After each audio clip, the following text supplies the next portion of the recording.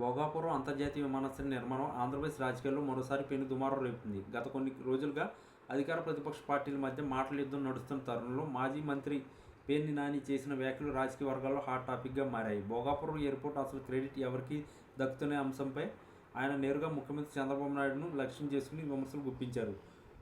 భోగాపురం విమానాశ్రయం అనేది వైఎస్ జగన్మోహన్ రెడ్డి పట్టుదల మరియు కృషి వల్ల సహకారమైన ప్రాజెక్టు అని ఆయన స్పష్టం చేశారు. కేవలం శంకుస్థాపన చేసిన వదిలివేయడం చంద్రబాబు నిజమైతే ఆ ప్రాజెక్టును అవసరమైన భూసేకరణ నుంచి పర్యావరణ అనుమతుల వరకు అన్ని అడ్డంకులను తొలగించిన పనులు పరుగులు పెట్టించింది జగన్ ప్రభుత్వమేనని నాని గుర్తు చేశారు. చంద్రబాబు నాయుడు గతంలో తన హయాంలో ఏదో చేశామని చెప్పుకోవడం తప్ప క్షేత్రస్థాయిలో జరిగింది శూన్యమని పేర్ని నాని ఎద్దేవా చేశారు. గత ప్రభుత్వ హయాంలో నిర్వాసితులతో చర్చలు జరిపి వారిని ఒప్పించి ఎయిర్పోర్ట్ పనులకు శ్రీకారం చుట్టిన విధానాన్ని ప్రధాని మోడీ సైతం గతంలో ప్రశంసించారని ఈ సందర్భంగా ఆయన గుర్తు చేశారు.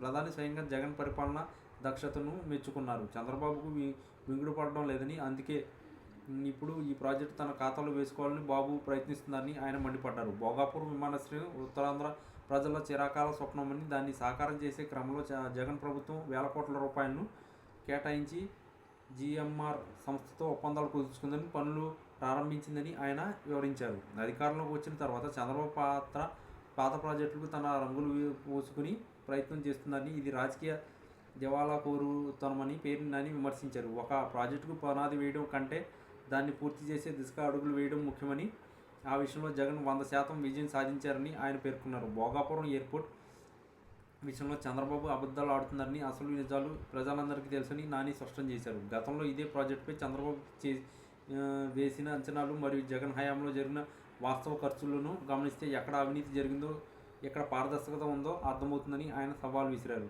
ఢిల్లీ స్థాయిలో కూడా జగన్ పనితీరుకు మార్పులు పడ్డాయని, మోడీ వంటి నేతలు కూడా జగన్ నిర్ణయాలను అభినందించడం చూసి తట్టుకోలేక చంద్రబాబు తన పరువు తానే పోగొట్టుకుంటున్నారని నాని వ్యాఖ్యానించారు. భోగాపురం అంటే జగన్ పేరు గుర్తుకు వస్తుందని భయంతోనే చంద్రబాబు ఇప్పుడు కొత్త నాటకాలకు తెరలేపుతున్నారని ఆయన ధ్వజమెత్తారు. ఉత్తరాంధ్ర అభివృద్ధికి జగన్ ఇచ్చిన ప్రాధాన్యతను భోగాపురం విమానాశ్రయం చాటి చెబుతుందని, అందులో ఎవరికీ ఎటువంటి సందేహం లేదని ఆయన ధీమా వ్యక్తం చేశారు. మొత్తానికి పేర్ని నాని చేసిన ఈ ఘాటు విమర్శలు ఇప్పుడు ఏపీ రాజకీయాల్లో చర్చనీయాంశంగా మారాయి. ఈ వీడియో కనుక మీకు నచ్చినట్లయితే please like, share and subscribe channel. మరిన్ని వీడియోస్ కోసం మా ఛానల్ని సబ్స్క్రైబ్ చేయడం మాత్రం మర్చిపోకండి. మీ ఫ్రెండ్స్, ఫ్యామిలీస్ కూడా ఈ వీడియోని తప్పకుండా షేర్ చేయండి.